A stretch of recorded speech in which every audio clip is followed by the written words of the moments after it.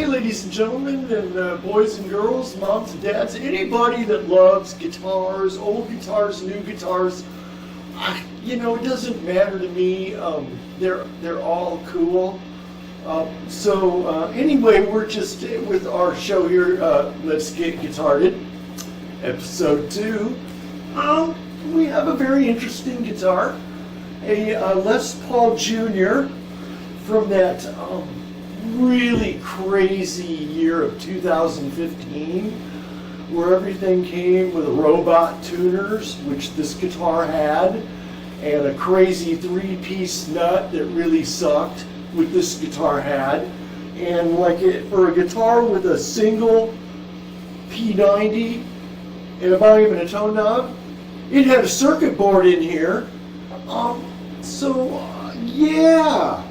We don't have any of that stuff anymore. It wasn't good for this instrument. In fact, the previous owner of this instrument was a good friend of ours named Tony Otten, who we all love dearly, a wonderful guitar player from our area.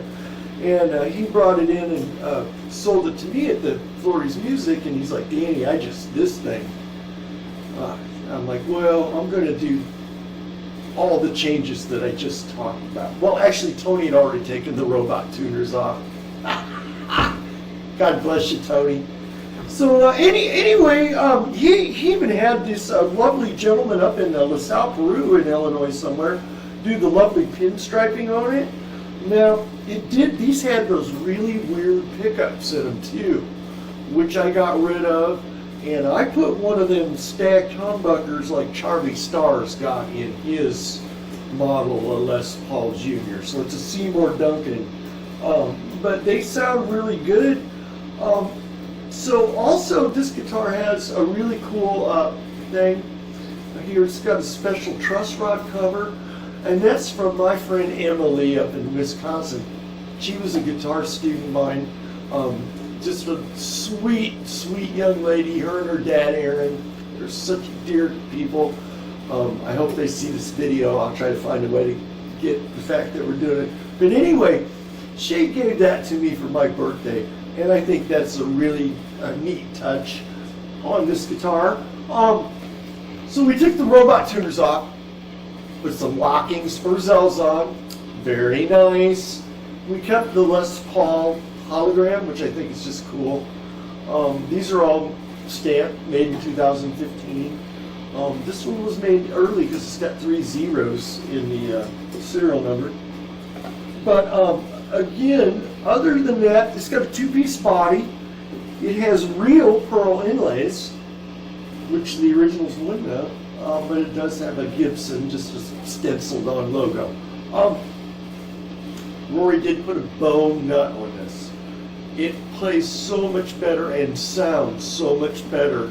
So any of you folks out there that have one of these guitars, there were several different models, SGs, etc., Les Pauls, I highly recommend getting rid of that weird nut and having a qualified luthier put a bone nut on. Really works great. These also, a lot of people didn't like, they have a very wide neck and very thin, and I'll confirm this with my friend Adam here. Adam, come here a second. Yes, sir. Since you have it here, is that a weird neck? It's very wide and flat. It's almost like a version of a 60s slim taper, Isn't that but weird? it's a little wider. Yeah. So Yeah, you're right. That's unique. very unique. So yeah. Confirmed. So I want to, from a guy that actually picks and grins a little bit himself, the very interesting, but has a great sound. I mean, that's just so rocky. You can play all that.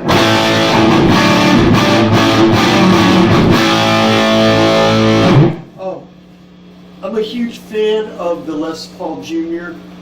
If you continue to watch our show throughout, because I have lots of guitars, so hopefully we'll make a lot of episodes, and tell all your friends to hit the like and subscribe button, etc., like you're supposed to do. Anyway, the Les Paul Jr. What a great guitar! What a sound! Leslie West. McRalphs, who just passed away, and Leslie West is gone too. Those guys always, and Ariel Bender too, in Mott the Hoople. They use these type of guitars. And,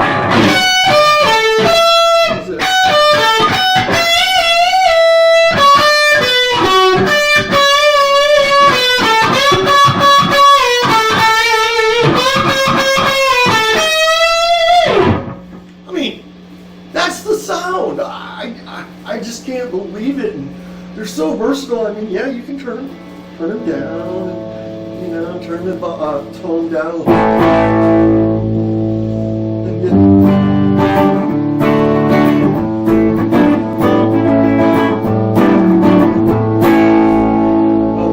Having one pickup limits you somewhat, but you can still do.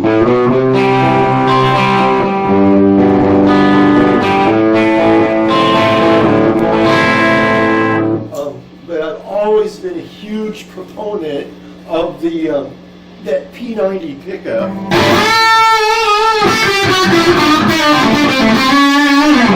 And even though this is a Seymour Duncan model, it's quiet, but it sounds legit. And I was really happy when I saw that Charlie Starr had one of those in his infamous guitar that Gibson just made a copy of. So I knew this was the right pickup because I really admire that gentleman's playing. Anyway, it wasn't too long after I got this guitar finished up that my friend Tony and I hooked up at a show, and I had this. So, you know, we always got to get Tony up to jam. He's like, Katie, can I use that guitar? So he asked if he could buy it back after, and I said, no, Tony, I'm going to keep it. So anyways, sorry, Tony. I'll if I ever do get rid of it, you're the first guy I'll call. But anyway, it's a great guitar. I'm so lucky to have it.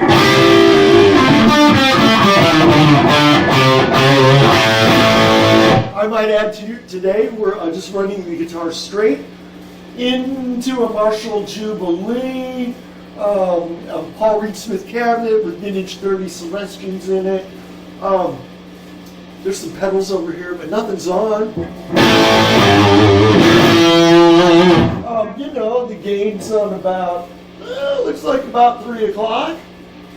And, you know, our master's on about 10 o'clock. So, it's a little bit loud. But we thank everybody for coming in. I hope I didn't bore you to death. Pick up a Les Paul Jr. if you haven't. Find a new one, an old one. Old ones are expensive, but things like this don't cost that much. And they're wonderful, wonderful guitars. Thanks, everybody. It's Get Guitarded.